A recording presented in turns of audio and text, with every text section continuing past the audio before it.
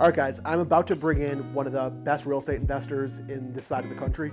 He's Bill's partner. His name is Adam Whitney, operates at a really high level, so I'm really excited to have him come in here. He's going to sit down and kind of dissect all my mistakes that I've made over the last 30 days. I am here with Adam.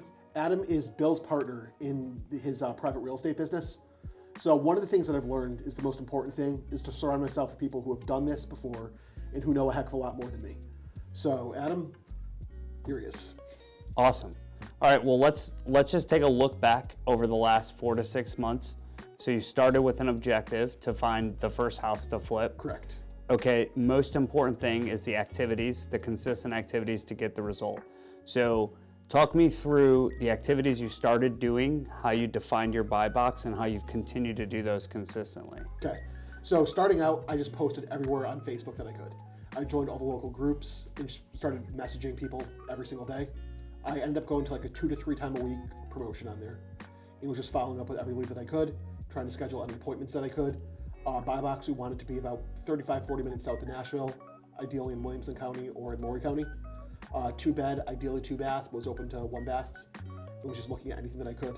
Okay, so for that funnel, 2 to 3 posts per week. Correct. Out of those 2 to 3 posts per week, how many responses did you get with interested leads? So the majority of the leads that I got were real estate agents. Okay. I called all of them and just told them to keep me on their list. If they have any crappy houses, I'd be more than interested in taking a look at them. And I probably got a couple, like 2 to 3 decent properties a week. Okay, so basically 3 posts in Facebook got you 3 leads of properties that you could go look at. Effectively, it was a lead per post I was getting. Okay. Of those 3 leads you went to per week, how many were you able to make an offer on? That really kind of fit that criteria you were looking for. So make an offer on, I could make an offer on all of them. The majority of them were so wildly out of the scope of what was real at that point in time. Was that because they were outside of your buy box or there wasn't enough equity? But there was not enough equity. Okay. So you know, regardless of buy box being like, 3.2, 1,200 square feet, like medium price point, but the reality was you weren't getting enough equity. So that's on the agent side. So then you can generate you can go see 3 houses a week. Eventually you'll see something that does have equity. There's not necessarily a good way to get the agents to tell you how much equity something has in it. I mean, the majority of these properties were not through agents. There were some that were through agents, but the better ones that I found were actually through private sellers. Okay, direct homeowners. Correct. How about wholesalers? Wholesalers, there was one company, I don't know how to mention their name, but their prices were so far off. They're a big player in this area. Okay. And they're notorious for doing that. But they're asking like $220 for a house that's working for like 50 or 60. Yeah. So I gave offers on every single one of those. That's great. And I'm assuming those didn't get accepted because... They didn't, but the guy that I was working with them broke off on his own, and he just called me about an hour ago with some more properties. Outstanding. Yeah. Eventually you're building those relationships. The problem with the big companies is they have to do volume. They spend so much money on leads, they have to maybe get contracts higher than they should, and then they're looking for buyers who are going to pay a little bit more. Obviously, you guys aren't going to do that.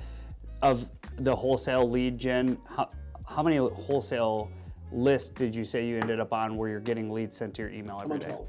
Okay, so you're on 12 lists. Do you know about how many you're seeing a week come through your email roughly? About 10. Okay. And of those 10, are you able to at least look through the pictures and see if there's anything you want to go see? On at least half of them, yeah. Okay, and you guys are getting out to those properties? So for the last couple months, I have not. Okay. So we had found a house that I thought was going to be ours under contract, and I definitely let off the gas a little bit at that point in time. Common, so common. Most, even from the wholesale side, from the flip side, what happens is you measure the activity, so you're making offers, you're filling the top of the funnel, and eventually you hit on a house, it gets really exciting, and you start on that journey and there's nothing in the pipeline behind it. Yeah, so either that works well and you make some money and then you restart from zero again, or it falls apart and now you restart from zero again and you've just burned time and money. And that's exactly what happened. Yeah, that's a great lesson for anybody.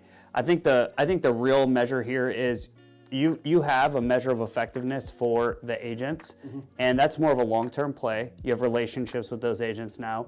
Anytime they see a property that is going to need TLC or fix it up, I'm sure they're going to call you. The big play, though, to solve the equity problem obviously should be the wholesalers who are supposed to be getting those houses at a deep discount.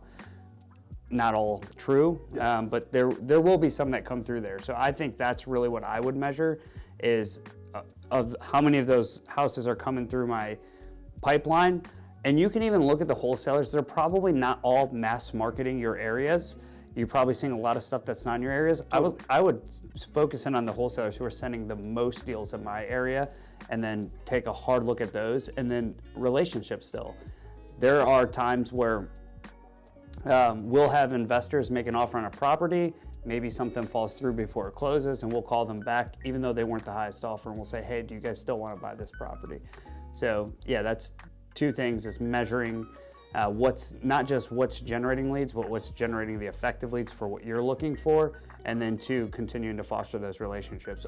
We follow up with agents the same way we follow up with sellers. We follow up with buyers the same way we follow up with sellers too. Copy that. So just hearing this big picture, I should need to really focus on the wholesalers, not put too much focus on the real estate agents. I would say for what you guys are doing, based on the fact that the agents can't really measure equity for you, and there's not enough room to get something under contract, you're spending a lot of time on that though. Totally. I think if you can see the deals come through with pictures already from a wholesaler, there theoretically is equity there. They should have equity, and if they don't, you can help the wholesaler potentially renegotiate if they're not able to move that deal. So yeah, I would focus on the wholesalers. Okay. Then the other question, I don't know how much more time we have to do this video, but I think it's kind of important. I haven't really had a chance to talk to Bill about this, but we had a property. We'd agreed in principle to the terms of it. We had a contractor come out, and he ghosted us. So he was supposed to give me a quote on it. Took 3 weeks from telling me that he was sick and couldn't give me numbers on it. That's my favorite thing that happens, and it happens like 5 times out of 10 Okay, with so sellers. it's not just me? Oh, it's totally normal. Okay.